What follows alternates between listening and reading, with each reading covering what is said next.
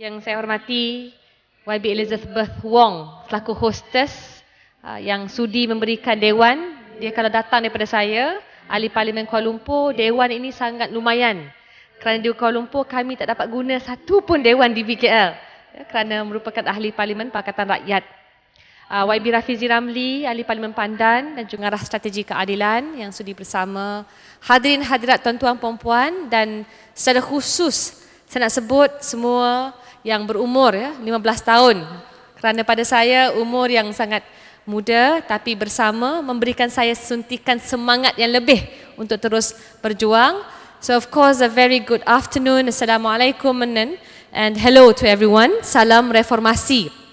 First and foremost, I would like to thank you because you are spending your very valuable, is it Saturday or Sunday today?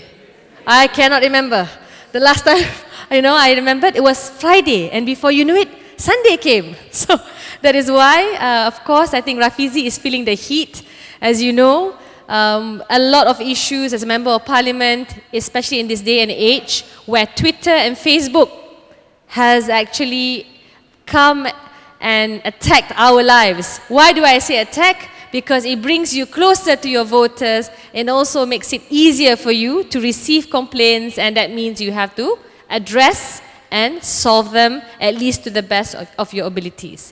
Justru jadi ahli politik dalam zaman sekarang amat mencabar tetapi juga amat menarik. Saya ingat kalau dahulu YB Elizabeth Wong, dia bercakap tentang projek Bakun. I was 17 then, and of course Greenpeace was actually condemning the development of Bakun. It was going to erode the environmental structure, the people there, and my father was the Deputy Prime Minister. And one thing I appreciated, he always gave us room to criticize. I will bring back the criticism from Asunta. All my classmates will say, this is horrendous, how can the Barisan Nasional government, which my father was part of, support this project when it was clearly going to negatively affect the people of Bakun, surrounding areas the size of Singapore. Of course, fast forward so many years, you realise projek itu tak mampu nak memberi bekalan elektrik secara berkala di Sarawak maupun Sabah. Jadi ini membangkitkan persoalan, kenapa kita harus bersama dalam perjuangan? Kenapa kita harus aktif mengenal pasti isu? Kalau dulu tidak ramai yang mahu tahu. I can tell you, I remember whatever it is because I used to travel to Geneva. Thanks very much to Elizabeth Wong because she and the friends from Suaram helped us secure a space. And at that time, very few people supported the opposition, if any. Very few people supported the release of political prisoners because to them you need the ISA, you need the Internal Security Act because it will allow Malaysia to be continuously safe away from insurgents whether in Lahad Datu or elsewhere. But we were proven wrong. We were proven wrong, and after all these years, I'm glad for the development and change that took place in 2008 because it unearthed a new movement. Kita bercakap tentang perubahan. Ya ramai kalau yang baca utusan Malaysia yang dah kena saman berkali-kali, permit tak ditarik balik pun, memang dia tak akan faham kenapa penting ada suara yang berlainan, penting ada kritikan. Kita kena sedar sekarang ini bukan saja abad ke-21 atau 22, kalau di England dan negara-negara lain pertukaran kerajaan secara peaceful, secara aman itu berlaku biasa. Khusus di negeri di bawah pimpinan Pakatan Rakyat di Selangor. Kerana itulah saya katakan bila dasar itu pelbagai orang muda, kerana Malaysia ini negara yang muda. We are a very young nation. Of course I started when I was 18 but never thinking I would contest in politics. Dia berlainan, kalau kempen seperti YB Elizabeth sebut, lain macam. Kempen kita boleh kutuk, kita boleh kritik, kita boleh bantu, tapi kita sendiri tidak ke depan. Nama kita bukan dipertaruhkan dalam kertas pengundian. Hanya tahun 2008 saya masih ingat ketika itu saudara Nik Nazmi, Timbalan Speaker Dewan Undangan Negeri Selangor. Saya belajar di Amerika Syarikat buat ijazah sarjana dan beliau menyatakan Izzah kena pulang ke Malaysia. Kenapa? Kerana ketika itu tidak ada Generasi muda yang berani bertanding di bawah parti yang majmuk. You know why multiracialism is important? And I like the fact that Chan mentioned it earlier. Because Malaysia is a multiracial country. Dan kalau kita bercakap tentang melihat kepada masa depan, isunya kita tak boleh selama-lamanya selesa di kalangan masyarakat Cina. Tak boleh selesa di kalangan masyarakat Melayu. Tak boleh selesa dengan masyarakat India. Kenapa? Kerana dunia ini pelbagai. Kalau apa yang berlaku di Amerika Syarikat, a melting pot of sorts. You talk about the problems of immigration. You talk about the foreigners who are there, who are making up the American society. Sama juga di sini. Saya hanya pinta tunggu hari raya, pergi ke KLCC. I bet it is hard for you to find a single Malay. You will find mostly Indonesians, Bangladeshis, because yes, they are part of our society. And that is why I tell you, kalau sekarang kita tidak mampu berdiri teguh dan menyatakan kita boleh berdiri, kita boleh compete, bersaing dengan sesiapa pun kerana kita punyai jati diri dan keyakinan, maka tidak ada masanya yang dapat kita diberikan perlindungan. I have 2 children. And that is the basic premise why we support keadilan, why we support the party, because not only do you encourage and appreciate and accept diversity, you are prepared to face the onslaught out there. Okay, you think you're protected here? Nak ambil isu penggunaan Allah misalan. Tuan-tuan rasakan, teman-teman rasakan kalau di Malaysia ni kita boleh protect bangsa Melayu Muslim. You pergi Singapura untuk lawatan cuti dan sebagainya, realiti itu berlainan. Sama juga di Indonesia. Jadi permulaan adalah di sini. You ensure you are tough enough to prepare and to face any challenges, throw you anywhere, and you will be successful, insyaAllah. So the basic premise today, we are a young nation. I want each one of you, regardless of the color of your skin, to understand we must be confident of our own selves and the fact that we are in this country. The most important thing is to have policies dasar yang bantu masyarakat terbanyak. Dasar untuk orang muda.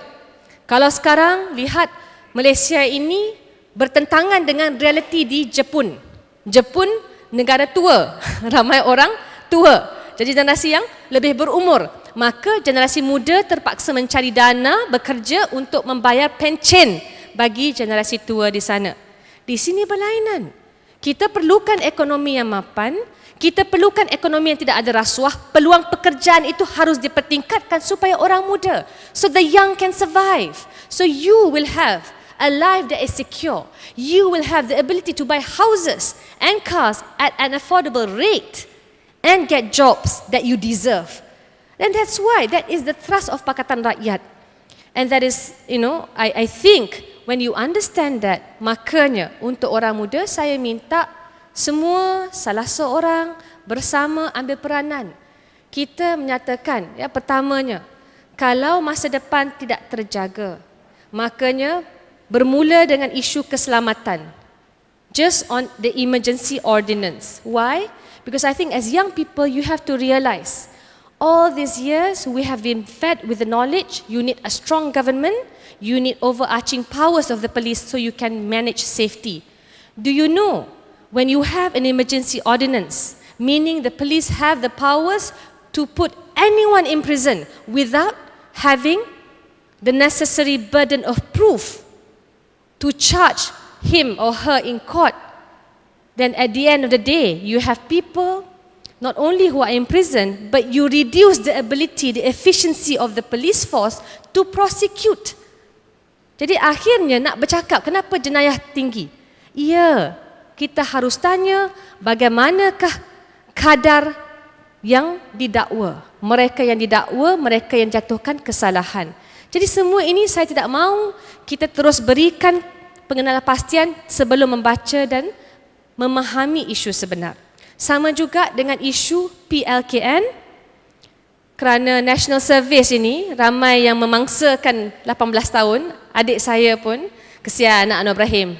Tak cukup dengan Ibrahim 6 tahun masuk penjara. Anak dah besar pun kena masuk PLKN. Jadi, memang adik saya nombor 4 pergi ke PLKN. And I tell you, PLKN ini, latihan khidmat negara, diwujudkan objektif untuk apa? Merapatkan hubungan antara kaum.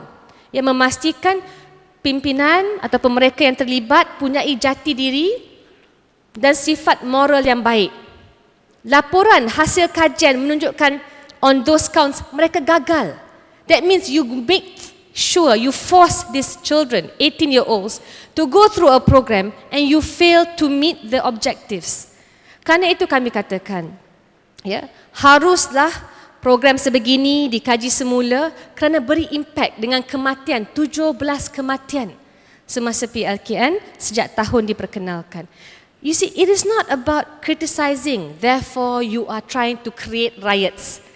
Please, we criticize so we can improve the current programs. You cannot just keep silent in the face of deaths. You cannot keep silent in the face of an idiotic and ridiculous government programs and governance. I mean, this is not to be, this is not acceptable.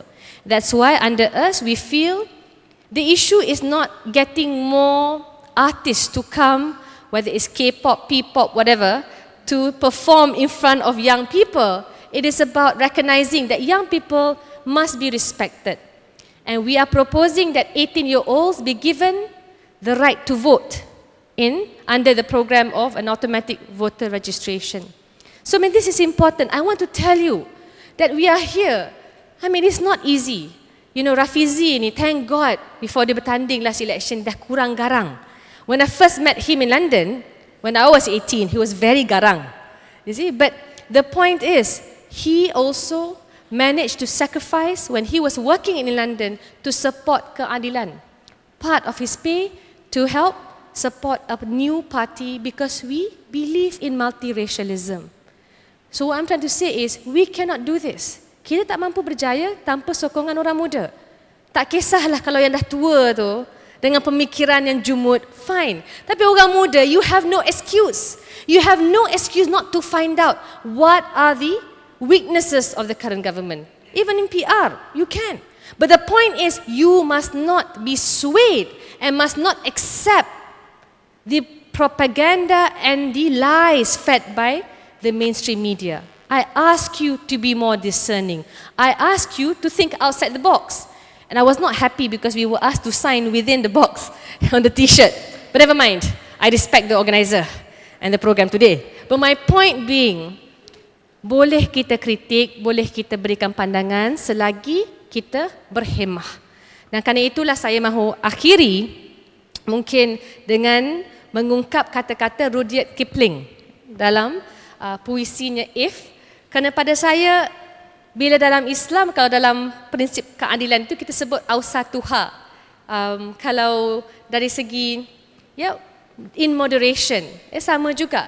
Tak semestinya kita pembangkang, kita ini ekstremis. I completely disagree and reject that premise.